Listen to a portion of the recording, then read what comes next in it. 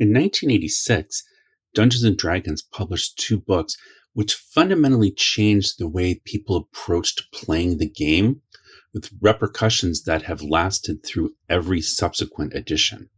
I'm going to talk about these changes and the Dungeoneer Survival Guide and the Wilderness Survival Guide today on Daddy Rolled a One.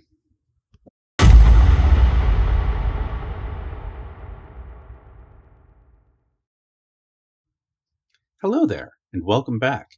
I'm Martin, and this is another video in my series on the history of early tabletop role-playing games, including Dungeons & Dragons, and one of the companies that published them, Tactical Studies Rules, and one of its later descendant companies, TSR Hobbies.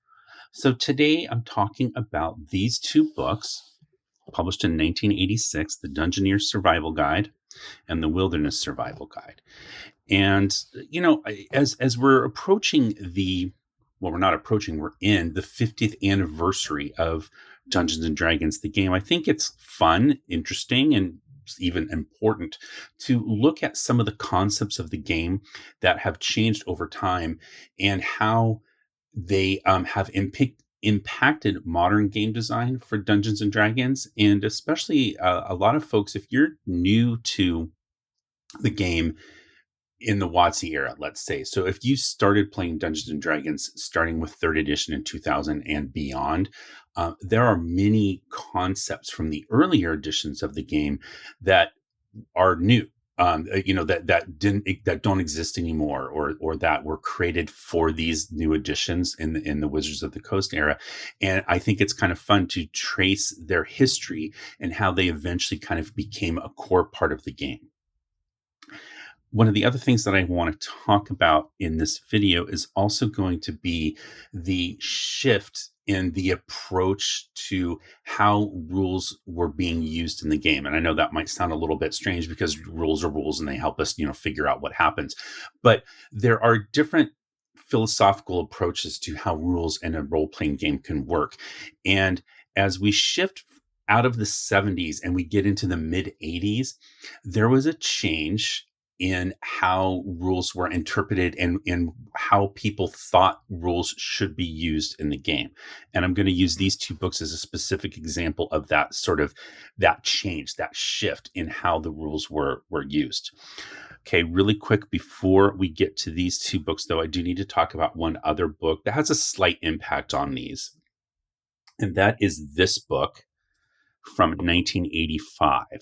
So if you recall from before some of my earlier videos, so Gary Gygax is going to end up leaving TSR not right after, but this is going to be the last advanced Dungeons and Dragons book that's going to feature his name. Now, it is well known at this point that this book was actually written by Dave Zeb Cook, but they put Gary Gygax's name on the cover because there was a thinking that, it would attract more people, it would attract more buyers. So really, when you realize, though, that this was written by Dave Cook, who is going to go on to design 2nd edition Advanced Dungeons and Dragons, which was released in 1989, a lot of the decisions and choices that were made in this book make a lot more sense.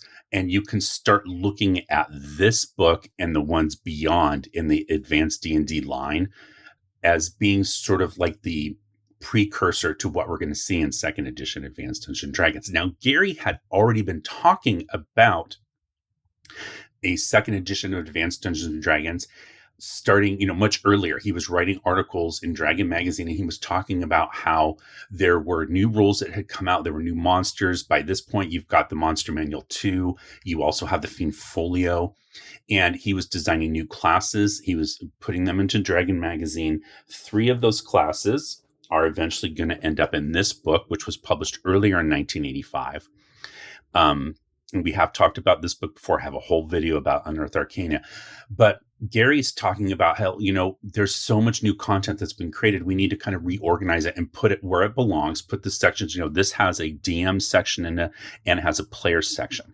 And so he's saying, like, we need to have a revised player's handbook that takes the player's information from this, adds more characters. He was talking about, he wrote a whole article where he was listing off some new character classes that he might want to create for Advanced Dungeons and Dragons 2nd edition, like a revision. Okay, but Gary ends up, he leaves. So, he's essentially forced out and through a series of circumstances. So this is going to be the last book in the line that carries his name. However, those changes, those shifts towards a different approach to the game were already happening in this book. So one of them is going to be the inclusion of non-weapon proficiencies. And I did talk about this before. If you see my video on skills, I'll put a link up here for you. But I talk about how Oriental Adventures is where you first see non-weapon proficiencies, and they are skills. That's essentially what they are.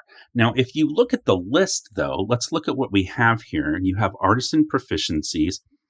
If you look at that list, none of that's going to be anything that's useful in combat. This is all stuff that's going to take place essentially during non-adventuring time for the most part. You're not adventuring and blacksmithing at the same time. These are things that would happen sort of between sessions. Now, some of them you could make a case that, like, you might use during an adventure, maybe the herbalist skill or something. But for the most part, these are things that you're going to do between adventures. If we look at our barbarian proficiencies, fire building, running, signaling. Now, those could be used during an adventure, especially if you're in a wilderness setting, tracking, obviously, survival.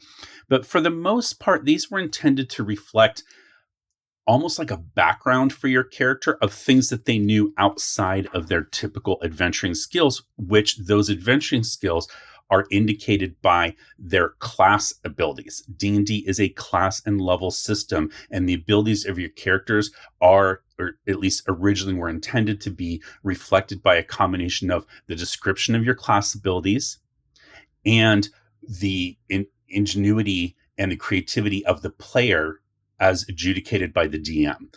That was what your character was capable of doing. Okay, but Dave Cook created the system because he said basically that's not enough. He wanted to have other ways to define what a character could do outside of combat, outside of adventuring. So if we look at these common proficiencies, again, agriculture, fishing, horsemanship, hunting. Now, again, you could make a case that some of these might make use during an adventure, but for most, you're not going to use agriculture while you're adventuring. That just doesn't make sense. So that was part of the problem with these proficiencies, is that as you look at this, it becomes pretty clear that maybe hunting or sailing craft or swimming might be useful during an adventure, whereas agriculture and, maybe juggling would not, or some of these other skills wouldn't necessarily make sense during an adventure. So how would you use them to essentially, help define your character when you're not even using it during a game session? Okay, you've got calligraphy, etiquette. These are your core proficiencies. Falconry. So it's fine to have details for your character of like what they can do, but a lot of these, I don't really think they needed rules. I don't think we needed rules for calligraphy.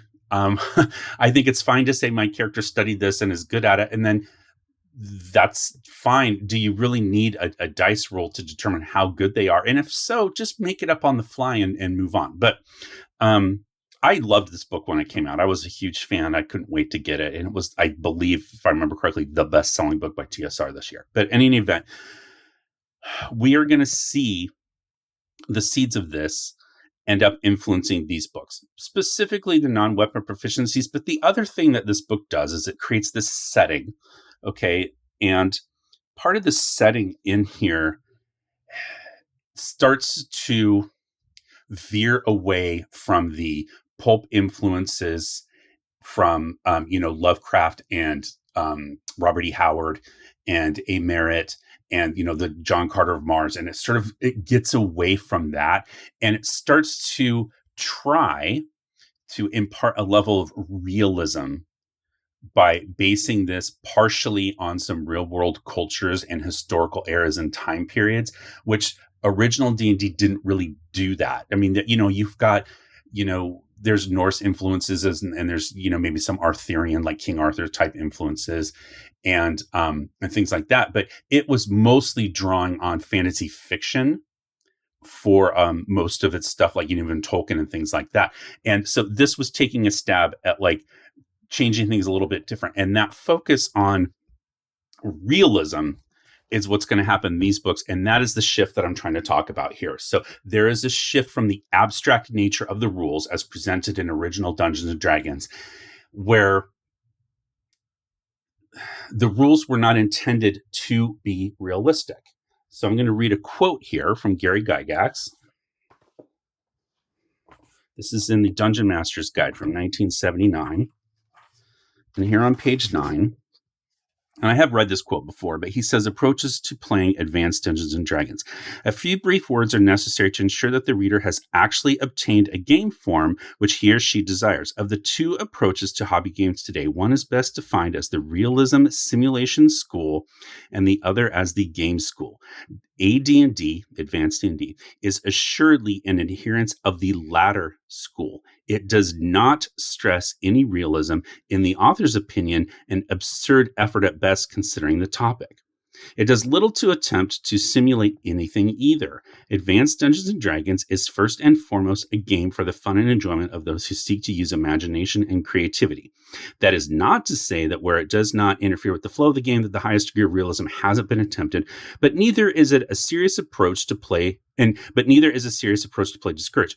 In all cases, however, the reader should understand that AD&D is designed to be an amusing and diverting pastime, something which can fill a few hours or consume endless days as the participants desire, but in no case something to be taken too seriously. So he goes on, and there's other quotes in this book, but basically what he says is that despite the fact that he was attempting to create a system of rules that could be adhered to in tournaments, that's a huge part of it, so that tournament play could be adjudicated fairly and evenly and the same way across multiple tournaments by different DMs. That was part of why you wanted to have these rules for advanced D&D. But also, there's the whole thing with like the Dave Arneson and not giving him the rights to this. We've talked a little bit about that before. So, but the point that he gets into here is, though, even though he's trying to create rules for everything, he does eventually say, there's no way you can create a rule for everything. This can't be realistic because players are going to come up with ideas of things that you would never have thought of. And it's the DM's job to then make a ruling and move on.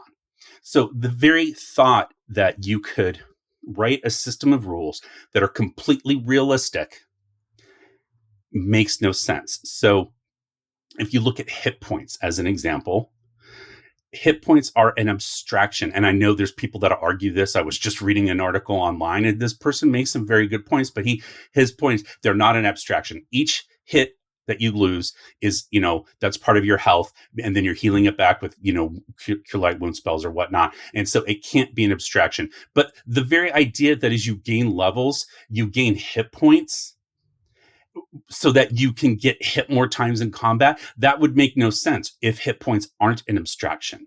They're an abstraction, as is armor class. All of these things are abstractions. Armor class is not intended to be realistic because armor doesn't make you harder to hit. The idea is that your armor class, you're being hit multiple times. The better your armor is, doesn't mean that you're not being hit. But because people use terms like, oh, I hit you, because they beat your armor class, that implies that they've missed every other time when they didn't hit your armor class. That's not what armor does. It's an abstraction meant to imply that you've been hit multiple times, but your armor is just absorbing the damage. And I know some people want armor to absorb damage. That just adds more complexity and it slows combat down. So the rules, they're not broken. And yeah, they're not realistic, but they're not supposed to be realistic. It's a game intended to be a fun pastime and a diversion, as Gary says in here. So that's that. However, these two books are going to lean into this realism shift, because what's happening by this point, when these two books are published in 1986, is that you've had more than a decade of people playing this game. And by now you have more and more players coming into the game that don't have that war game background.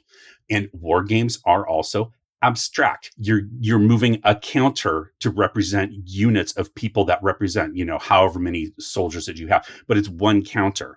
And so the whole idea of playing a war game is abstract. You can't have realistic rules. You can have abstract rules that represent certain situations, but just like chess is not a realistic war game, it's a strategy game, but the knight doesn't, because it moves in a certain way and then other pieces can't. People wouldn't say that's not realistic. Why can't the pawn move however it wants to move?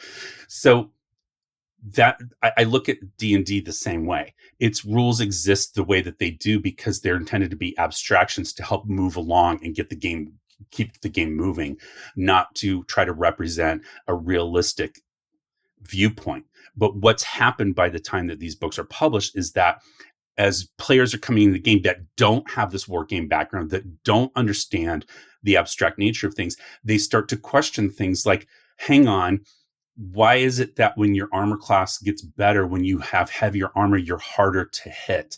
And people weren't really articulating why the rules work the way that they did. So you start to question that. And then it starts to sound silly. Like, hang on, that makes no sense. I should be easier to hit because I'm slower, but then my armor absorbs it down.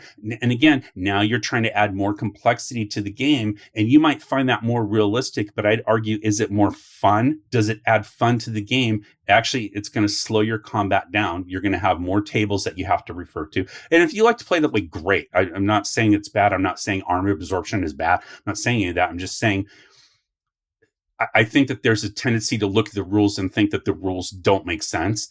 They do make sense if you understand that they're intended to be abstractions, not realism. So you have, again, you have new players coming into the game that don't get this, and you see it time and time again in articles and letters in Dragon magazine, where people say, like, the falling damage doesn't make sense. And then you'll have like multiple issues of people arguing the physics of how to calculate falling damage. Here's the thing. When your character's got 300 hit points, one, that's not realistic. And two, is the fall going to kill you or not? Like, so does it matter if you're rolling 10d6 or 8d6 or 20d6? If the fall's not going to kill you, if a character's going to survive a 20-foot fall off of a building, that's not realistic. It's a game, and then move on. Or if you want the character to die from doing that, then just make a rule. If you fall farther than however many feet, the character's dead. No hit point damage, no save, you're just dead. And then again, move on. There's no need to have multiple page articles walking through the physics of how much dice damage to do from a fall. It's just, again, I don't really think that improves the fun of the game. Okay, so that might have been a little bit of a long intro, but I wanted to explain my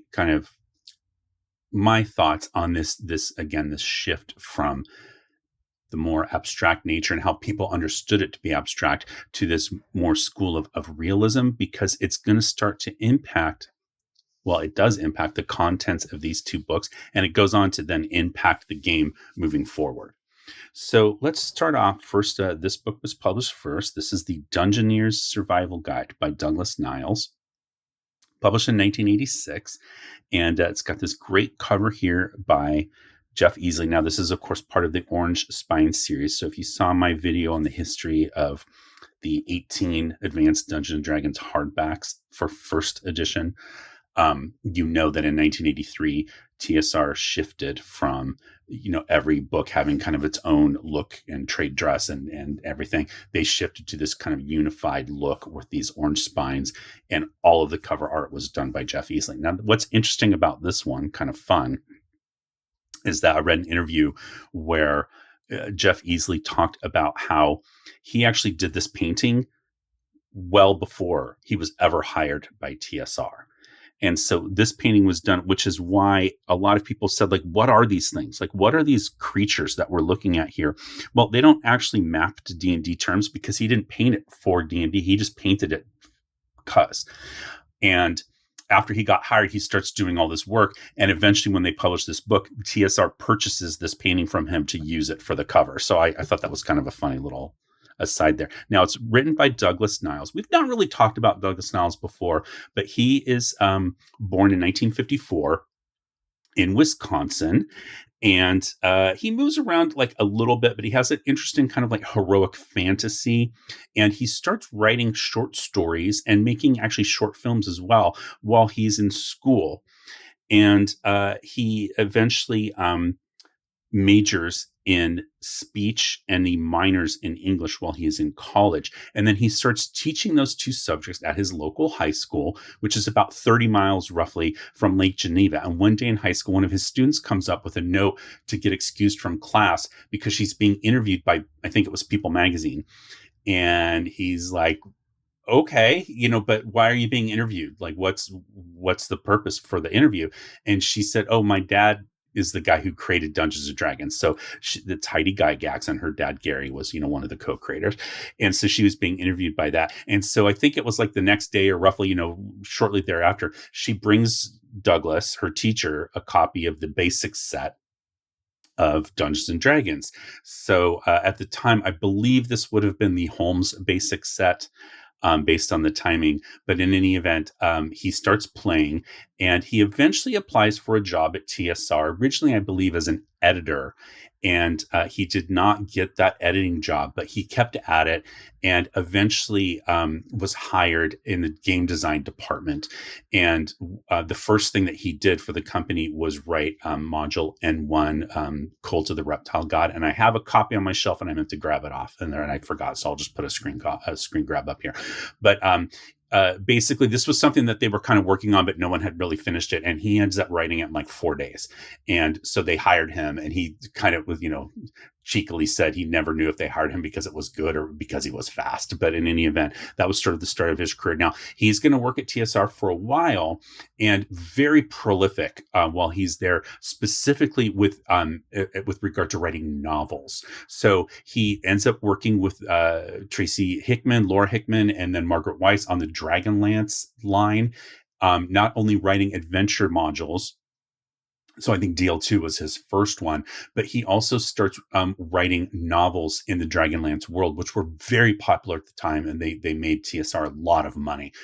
He also writes the first series of novels for the Forgotten Realms based on a story that he was already working on anyway. He was writing this kind of Celtic flavored series on his own, and he was able to kind of adapt it and change it to become the first series of novels for the Forgotten Realms as TSR was moving away from Greyhawk and starting to support Dragonlance and Forgotten Realms more, especially with Gary Gygax leaving.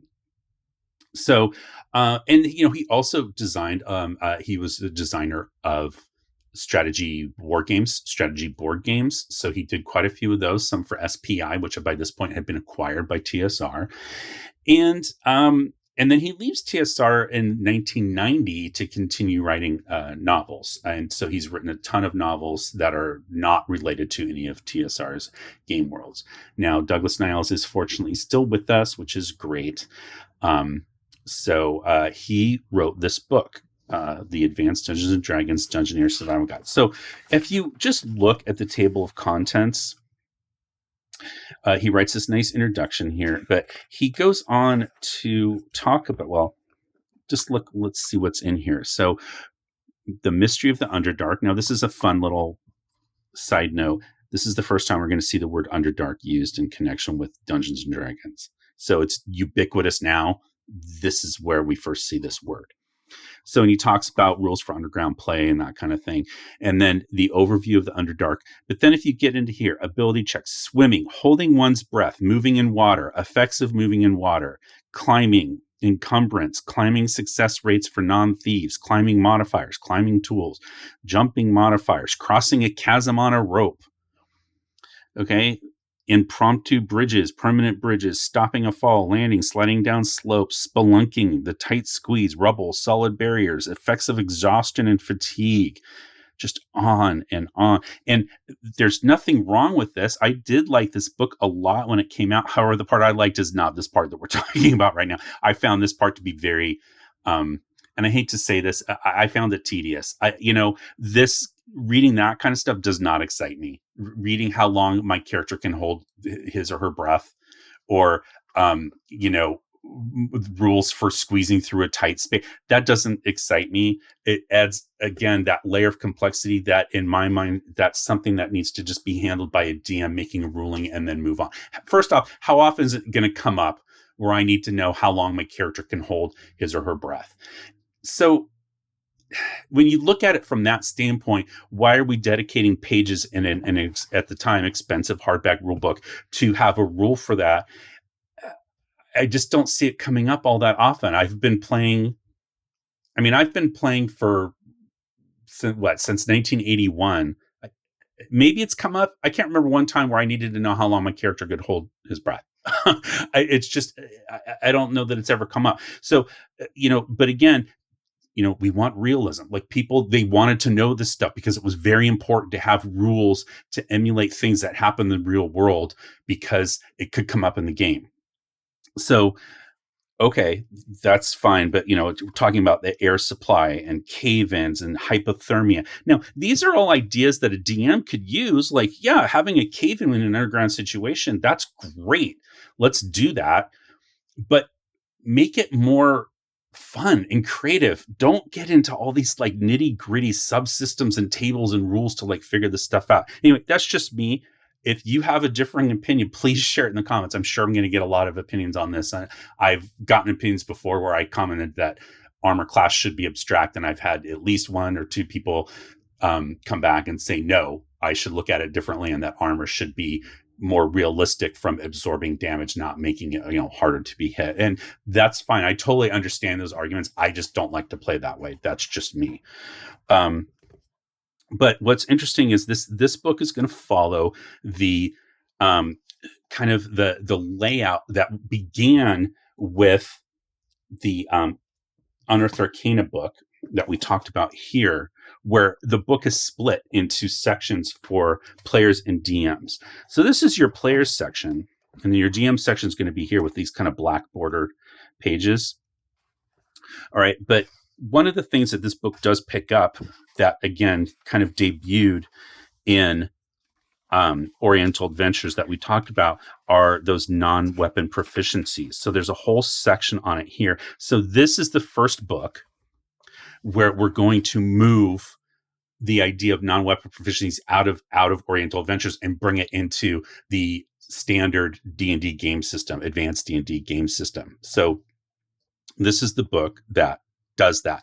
Now, what's going to happen is that these then become a core part, I say core, of Advanced Dungeons & Dragons 2nd edition. Now, again, if you watch my videos on the history of skills, you'll see what happens is they're described in that game as optional. However, everybody used them that I knew of. They used the non-weapon proficiencies from 2nd edition, and all of those player guides, like the Complete Book of Fighters, Complete Book of Thieves, they all relied on the fact that your character was using non-weapon proficiencies, and that was a way to describe differences between characters.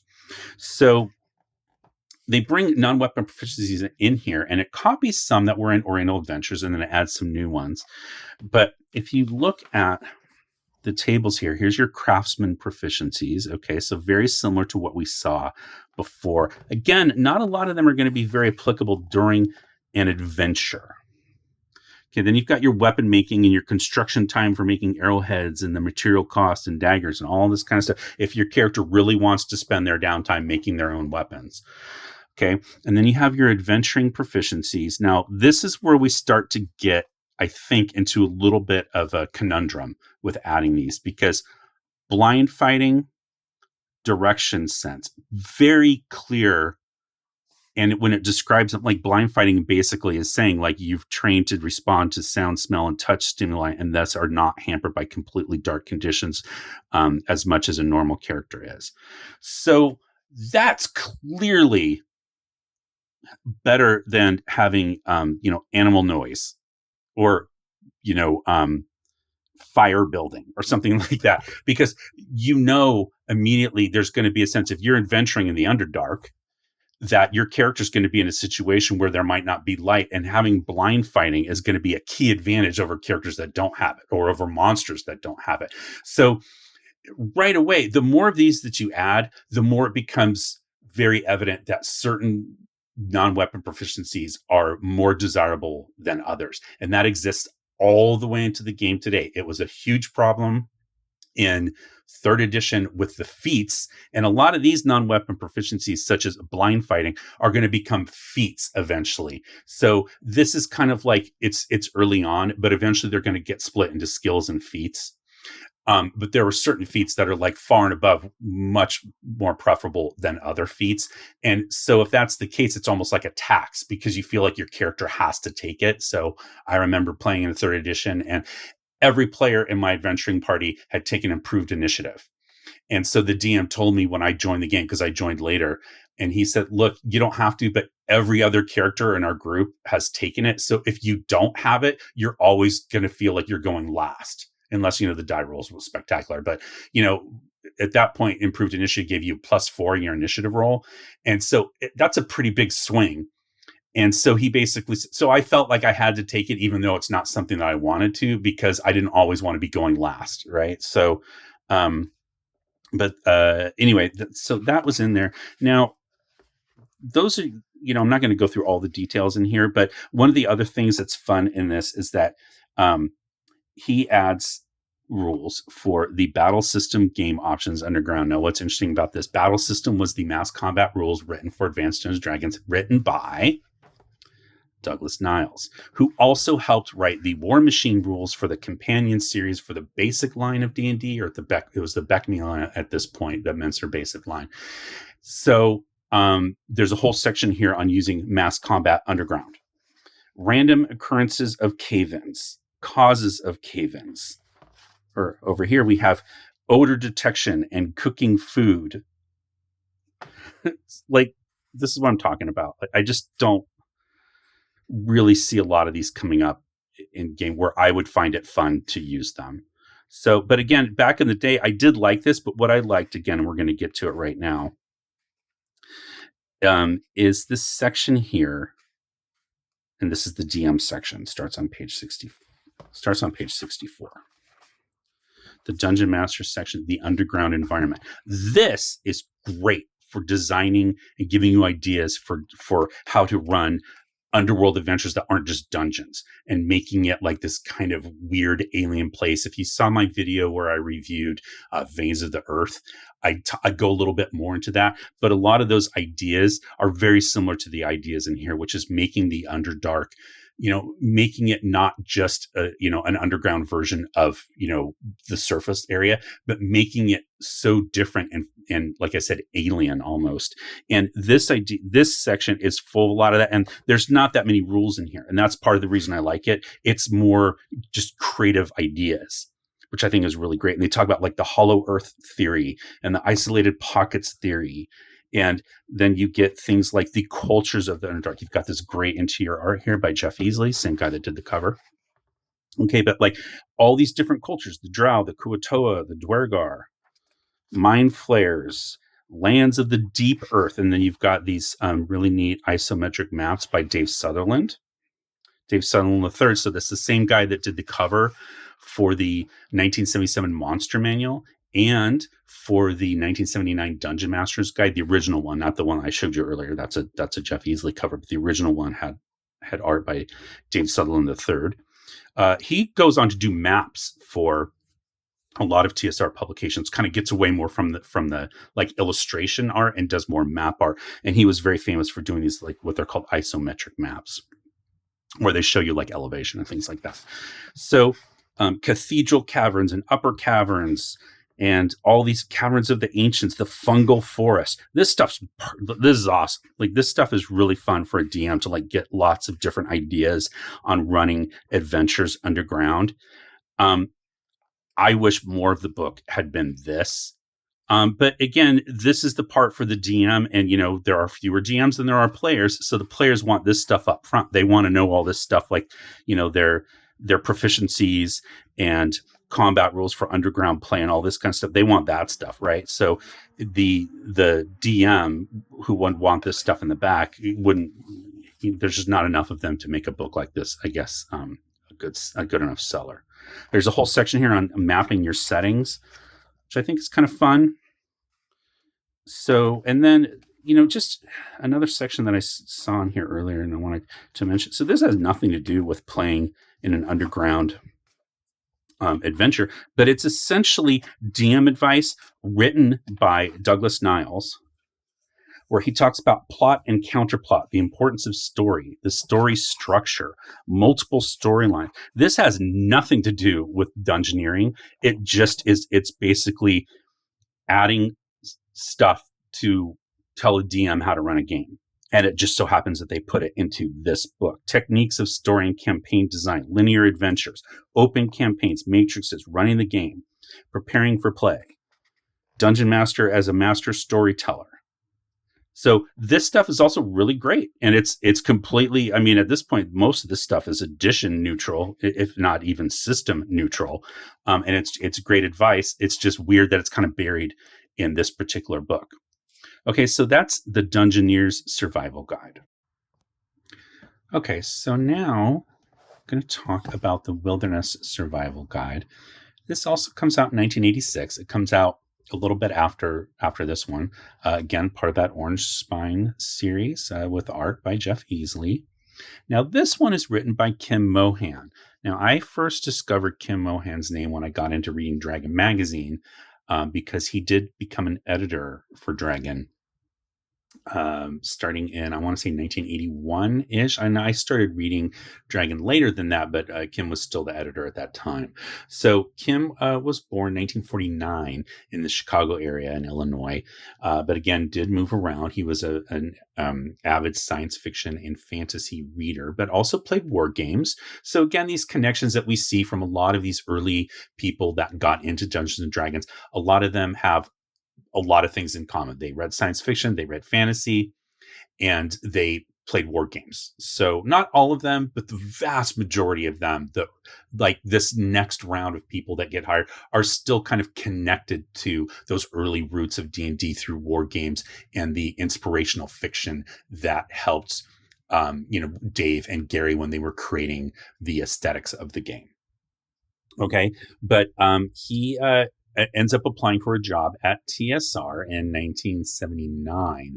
And he eventually becomes the assistant editor of Dragon. So if you've seen my videos on the history of Dragon magazine, you have seen Kim's name pop up before. And but he's going to become editor-in-chief in 1981. I forget which issue it was, but he is editor-in-chief for a while. He writes this book. He works on other things, of course, while he's there. This is the only advanced D&D book that he wrote. But then after Gary is let go, or, after Gary leaves TSR and he starts his own company, Gary does, New Infinities Productions. And Kim Mohan eventually resigns from TSR along with Frank Mentzer. And they both go over to work with Gary at New Infinities Productions, where Kim Mohan works on Cyborg Commando, which was supposed to be Gary's new big thing after Dungeons & Dragons. That game just did not do well at all for a variety of different reasons. New Infinity Productions does not last very long at all. And Kim Mohan eventually comes back to TSR around 1992, where he is editing Amazing Stories, which is a magazine of fiction, science fiction stories, like short stories. It'd been around for a while and TSR acquired them. But he eventually is going to go back to Dragon Magazine and edit it again, editor-in-chief between 93 and I think 95. And he stays on at TSR even after it is acquired by Wizards of the Coast. And he is instrumental in helping with a lot of things in the third edition of Dungeons and Dragons. He leaves the company, he retires, and I think it was 2013. So he was there for a while. He through several, and he did help contribute ideas and things to both fourth and fifth edition. And Kim unfortunately passed away just a couple years ago, December of 2022. So, but this was his big book for Advanced Dungeons and Dragons Wilderness Survival Guide. So it's essentially taking the ideas that Douglas Niles developed here and translating them to a more wilderness setting. And Kim effectively says as much in the introduction here. And it's a special appreciation where he says to Doug Niles, who wrote a book that was a very tough act to follow. So this has pretty much the same failings as this, but I would say even more so. This at least had that Underdark section at the back that I talked about that was really, I thought, creative, had a lot of great ideas for DMs, gave some for running an Underdark section, but as well as just DM advice in general. This one, I think, could have had some stuff like that. It kind of doesn't. So if we look again, if we're looking at the table of contents, you're going to just see like how specific this is getting. So terrain types, this is fine, different kinds of terrain. You've got more non-weapon proficiencies. Then you have dressing for the weather. And there's 3 different kinds of temperature. There's the actual temperature. There's I forget what he calls it, but it says what is the actual temperature? And then what does it feel like based on the environment that you're in and the conditions that, if it's very cold and the wind's blowing, it's going to, wind chill factor, right? So that kind of thing. And then what is your personal temperature based on like what you're wearing and how you're dealing with the elements? So again, I'm not sure how relevant that is for a role-playing game. Like, is that something that people really want to spend time figuring out? What is my character's actual temperature right now? How about it's really cold, go buy some extra supplies and some clothes, and then cross some gold off and move on, right? Prepare. Or you didn't prepare, and so maybe you take some con damage, or you have to make a save, and if you don't, you take some temporary hit points there, and then move on, right? So let's get going. But otherwise, or we could deal with it by having some multiple pages here that deal with what temperature you're at, okay? Effects of the environment, wind, precipitation, special weather, damage from heat and cold, effects on equipment. Then whole section on encumbrance. One of my favorites, large scale. Well, no, it's not that one. It's the encumbrance of land-based animals. So let's go to the encumbrance of land-based animals table. So we make sure that we're getting all this. And here we get to find out the encumbrance of an ape or gorilla, or a dog sled, or an African or Asiatic elephant. Like, again, I don't know in my entire history of 43 years playing Dungeons and Dragons that I ever needed to know how much weight an ape or gorilla could carry in normal load, maximum load, rugged terrain, or very rugged terrain, or normal terrain. Sorry, I don't mean to make fun of it. I'm not trying to make fun of the book. I'm sure people found it very helpful. I was not one of those people. I remember my mom gave me this book, and I was I was always excited to get a D&D book because they were expensive. At the time, this was $15 back in 1986. I did not have an allowance. I was still in school. I didn't have a job. And so I got stuff by basically like getting it as gifts. That's essentially what it was. It's not like I could go to the store and ask my mom to buy me something and she'd buy it, but she would remember, she would do her best. And then she might save up and get it for me for a special occasion. Maybe, last day of school or, that kind of thing, right? I didn't get gifts for getting good grades, none of that kind of stuff. So it was essentially like gift giving occasions, Christmas, Easter, birthday. But in any event, so when I got this, I was super excited. And then as I read it and I read it and I read it again and over, and I kept thinking, like, how am I going to use this in my game? And at the time I was not DMing. So I found most of this to me to not be super relevant. A whole thing on like, camps and campfires and like portable shelter characteristics. You can have a poor portable shelter that's small, medium, or large, or you can have adequate, or you can have good, or you can have superior. And how much moisture resistance does it have, and the wind resistance and lifestyle. I'm sure some people find that kind of detail like super exciting. They want to know this, and they want to plan for it so that they have, a superior medium-sized shelter that can withstand a downpour and 50-mile wind resistance. I'm sure that's important to some people. That's not how my players play. That's not how I've ever played. I've never found it necessary to go into that level of detail. But again, there was this school of thought that was developing again in this sort of like post-original D&D phase. as you move out of the 70s and you get into the mid 80s, this thought of like realism, everything has to be realistic. So we have to know all these different things because it could happen. And so you have to have a rule for it. And I really don't think that was the original intent of this game. This game was intended to help you emulate stories of like Conan and Fafhrd and the Grey Mouse or even Tolkien. And you didn't need to know that kind of stuff to emulate those stories. You want to go out and get loot. And, you can be murder hobos and kill the bad guys and take their stuff. Or even if you want to have a heroic adventure, you want to be heroes and go save the princess and, or the prince and rescue them or, save the town from the invading dragon or like whatever it is. Do you need to know your portable, shelter characteristic when you're doing that? Like, how much fun is that adding to your game? But there's a group of people that kind of grew up in this time where like this was very important to them. And they would argue about it, like I said, in Dragon Magazine. Now, this section I did find helpful as a kid, but I'm going to caveat my helpful. This is essentially how to start from scratch as a dungeon master to build a campaign setting. This is stuff that like Wizards of the Coast doesn't deal with anymore. Wizards of the Coast doesn't deal with giving dungeon masters creative tools for building their own campaign worlds because everything now is a campaign setting.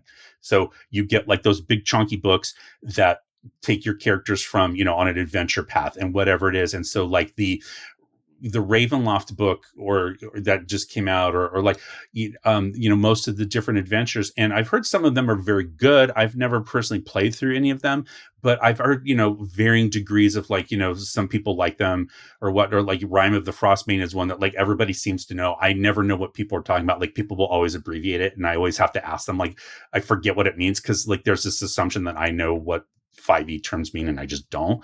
But people will say those are great, and I'm sure that they are, but they are predefined settings. They're not designed for a DM again to create his or her own setting. And it's just a different style of play because I think the idea is, people just want to sit down and play, I guess. And like, so this thought of like spending time to develop your own world maybe just doesn't appeal to people as much anymore. But this was designed to help that. And it has these step-by-step instructions. Now, here's really funny. It talks about realism versus fantasy. And it definitely sides with the realism. And it basically says, like, if you want a world where you have a streaming tropical jungle nestled between two Arctic mountain ranges. Now, I think that's an extreme example. I don't know why anyone would do that. But basically what it says, then you don't need this section. You don't need this book. Just go off, get some pen and paper, pencils and paper, and draw your map. And you're off to you're off running.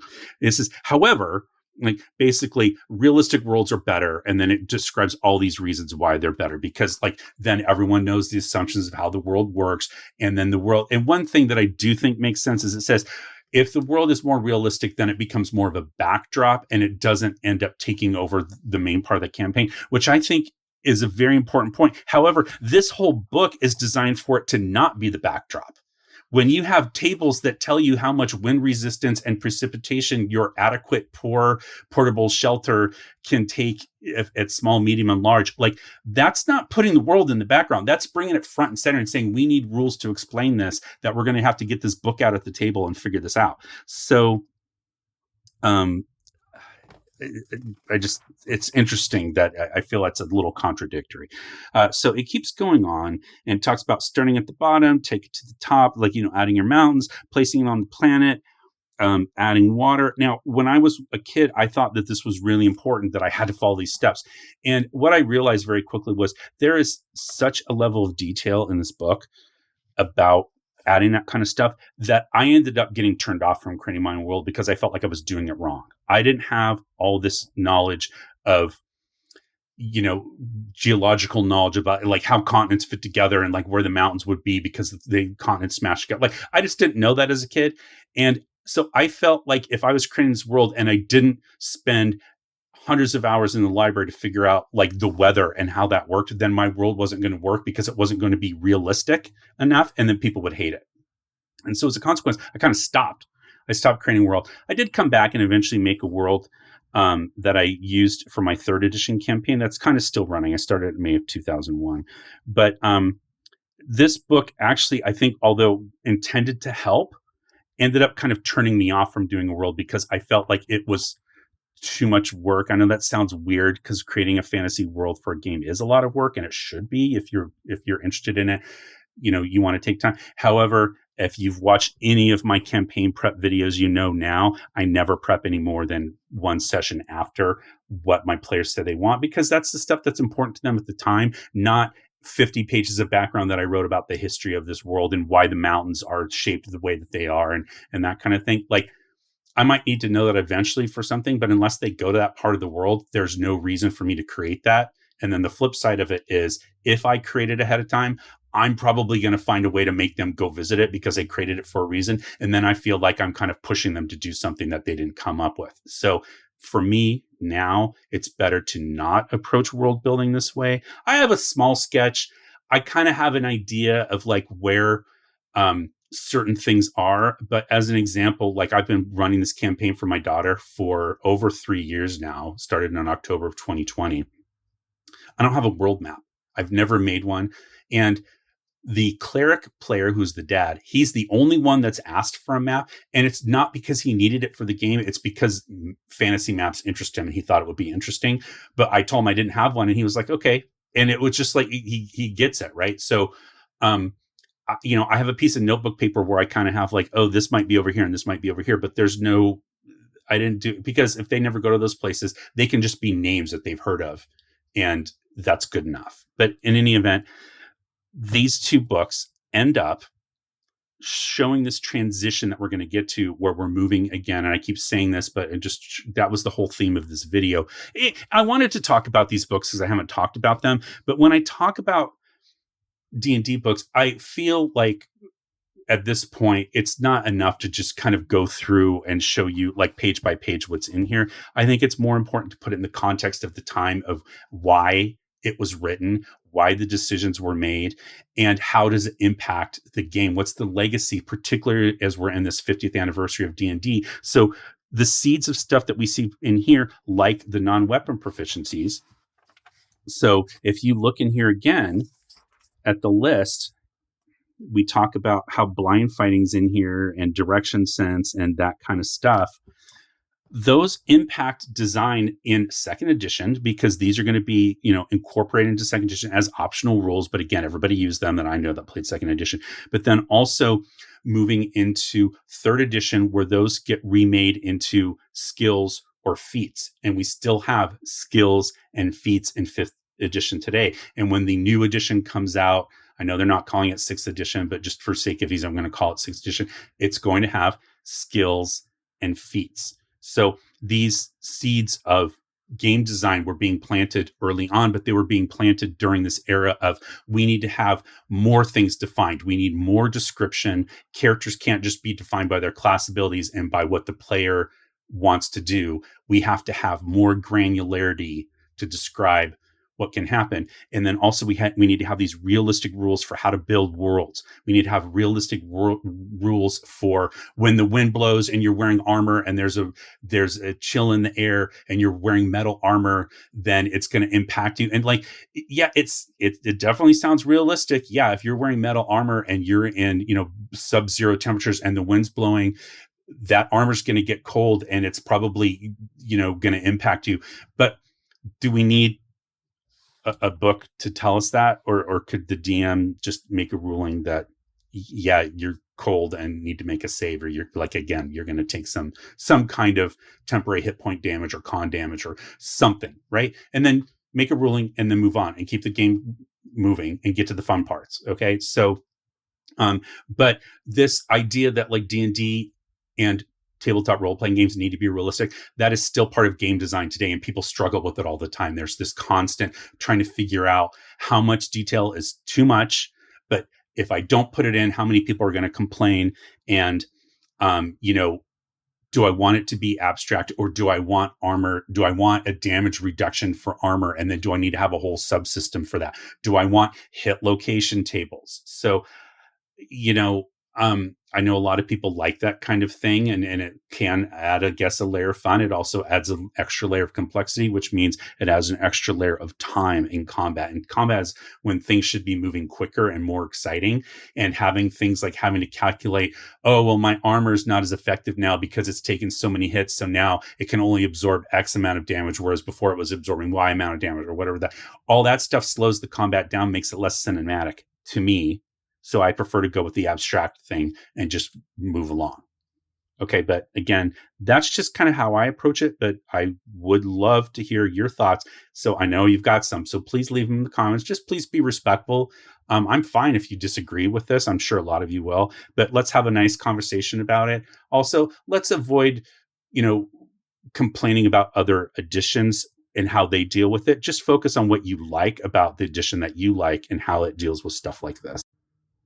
And by that, all I mean is that I am much more interested in why you guys like the things that you do about the systems or the games or the editions that you play, the mechanics that you like, and making a case for that than I am about hearing about something that you don't like. Because, if I already don't like it, then I don't need to be convinced of that. And if I do like it, chances are you're not going to change my mind. I don't mean that to sound bad. That's just how things work. It's like if I've got something that works for me, I'm not saying I don't change my mind from time to time, but it's probably not going to happen from a snarky comment about why something, sucks. Okay.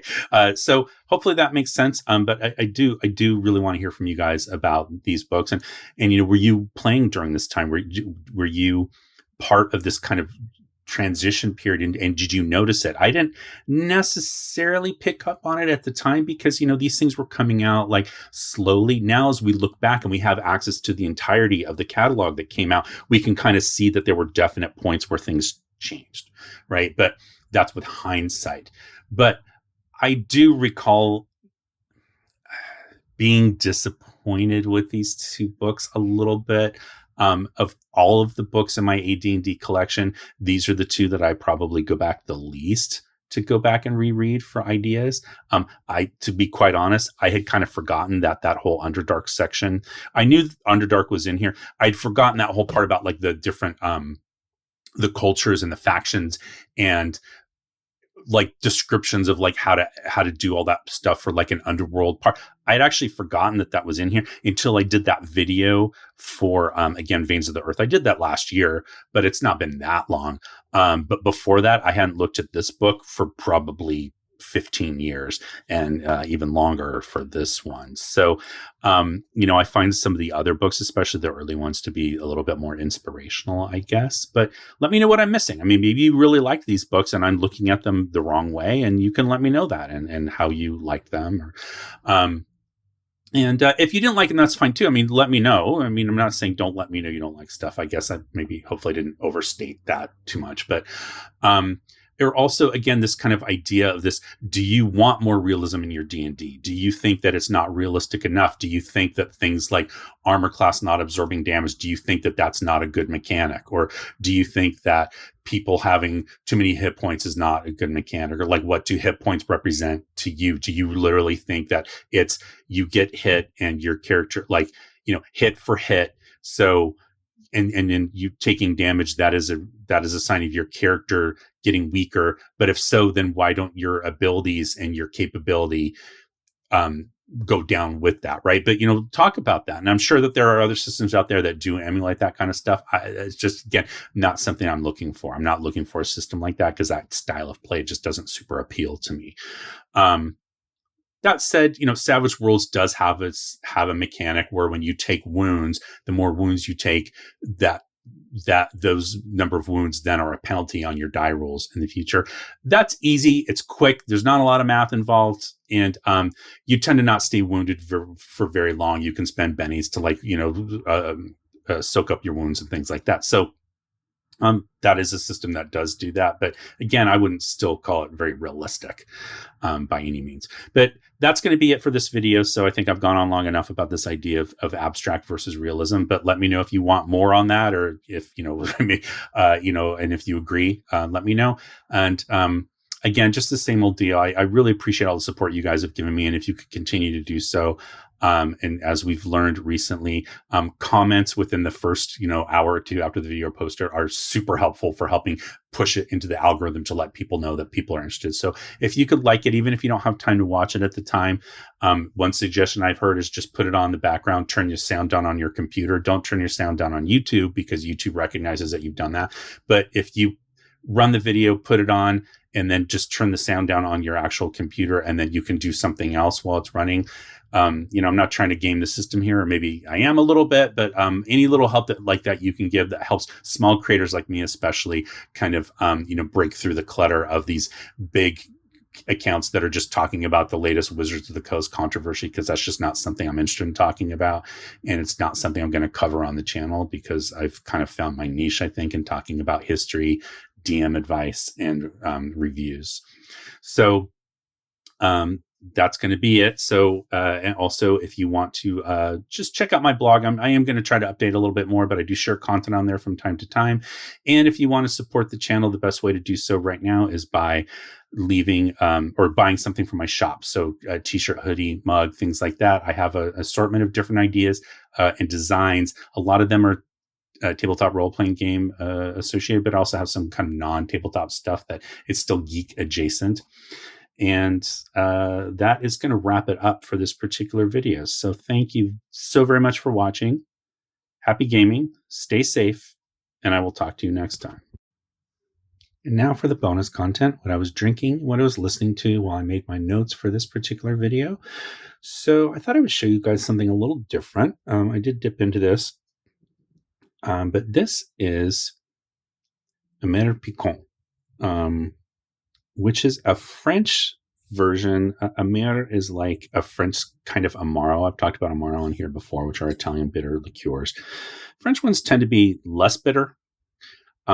This one is made with a lot of bitter orange peel, and it has gentian cinchona and generous helping of savoir-faire. So I originally got this bottle because I wanted to make a traditional Brooklyn cocktail. And the Brooklyn is rye whiskey, dry vermouth, a little bit of maraschino liqueur, and then this. However, this is not available in the United States anymore. There's an obscure law in the books from the 1960s where the FDA said that you can't import calamus root, which is one of the ingredients in this. Now, of course, the entire recipe is secret, as it is for most Amari, or an AMER. But I did order this years ago, and I got a few bottles because I knew it was going to be hard to get.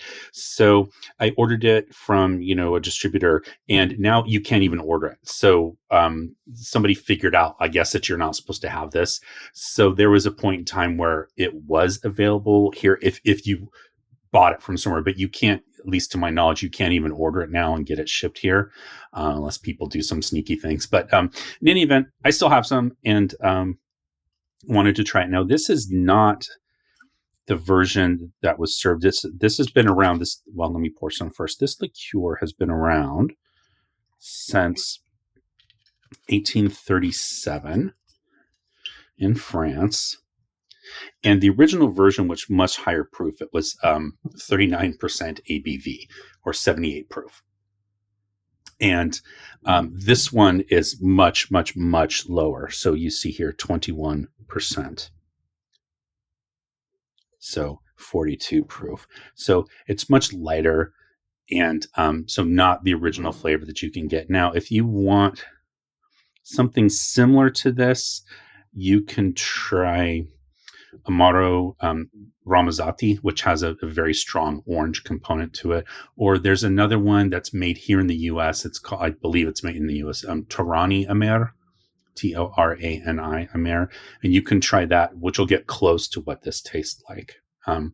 Anyway, cheers and all those things.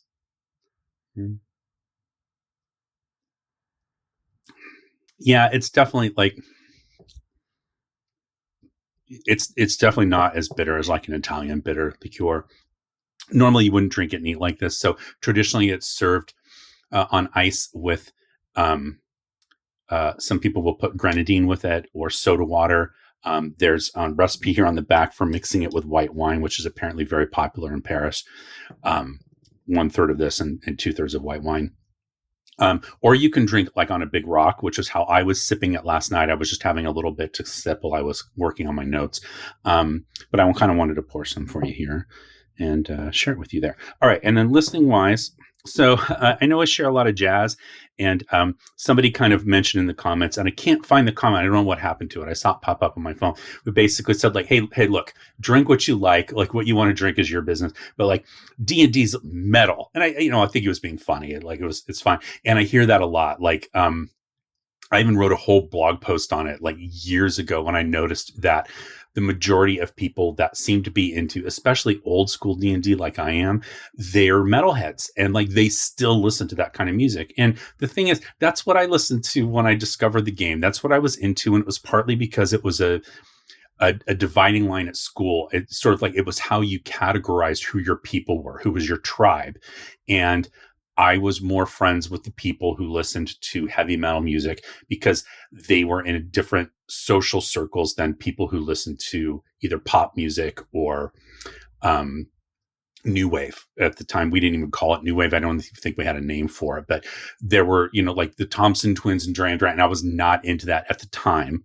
And I was really into, I was really into, I was into it because of my friends. So like Iron Maiden and, like Saxon and Crocus, like I don't even remember all the names, right? So Maiden's the one that sticks out, but I just don't listen to that stuff anymore. And that's, if you listen to it, that's great. It's just not for me anymore. It has served its purpose at the time when I was listening to it, and I'm not saying it's bad music. It's just not something that I seek out to listen to, and I don't get the same kind of nostalgia for that music that I do like if I hear an old Police song, which was from the same time. And oddly enough, I didn't really kind of get into them until years later. So as I kind of grew out of that heavy metal phase, I got more into stuff. I was into like the Clash and like the Damned and things like that. And I was also kind of got into ska, which brings me to this album. So this is Dance Craze. And this is the 40th anniversary from Two Tone. So Dance Craze was a documentary film actually from 1980. At least that's when it was shot. That was originally about a guy. He was following the band Madness. And, from Our House would be the main song that you would know from Madness, or maybe Ghost Town, or there's a lot, One Step Beyond. Anyway, he was following them, and then eventually decided to make the documentary about more than just Madness, make it about the entire Two Tone label. At the time, Two Tone is the style of music, also the label. And Two Tone is sort of like, it takes Jamaican influences, ska and reggae and things like that, and then mixes them with kind of like early punk at the time and created like its own genre of music. And so this was essentially the soundtrack to the documentary film. Has all these different bands on here that you see. Bad Manners, The Beat. So in the United States, we would call them the English Beat, but they were just The Beat if you were anywhere else than here. The Body Snatchers, Madness, The Selector, and The Specials. Okay. And so I was a big fan of The Beat. I had, I had their greatest hits on cassette. That's all I had was at the time. It was called What Hits? ? What Hits? So I had that getting into college, and then in college I met folks that had all the albums, so I made like copies of their tapes because I was using cassette at the time. And then in college I also discovered The Specials and really got into them for a while. And Madness was always kind of there, but I was more of like into Specials and The Beat. And so this album had all of them. Then this was a release for Record Store Day back in 2020, I think it was. It was one of the releases. That was the year where they had like multiple record store days because of COVID and store closures. They divided it up to have fewer people at each event, which didn't really work. But anyway, I picked this up, 180 gram half speed master. So super excited to have this. And this is a music that, I more respond to. And I'm still obviously I'm a big jazz fan, and it's what I listen to the most, but I do like to get out of my rut and listen to other things. And it was fun to pick this up and listen to this, kind of going back to those days early on when I kind of was developing my own tastes for music, and I got out of just what my friends were listening to. So like that metal stuff that I listened to mainly just because they were listening to it versus because I really responded to it. So again, nothing bad against metal. If you're a metalhead, that's awesome. It's just not something that I really, you're not going to see me show metal albums on my channel here because I don't have any. I just don't. So anyway, that's it. And again, thank you so much for watching. If you could please check out some of these other videos here, I would really appreciate it. And with that, I will talk to you next time. Cheers.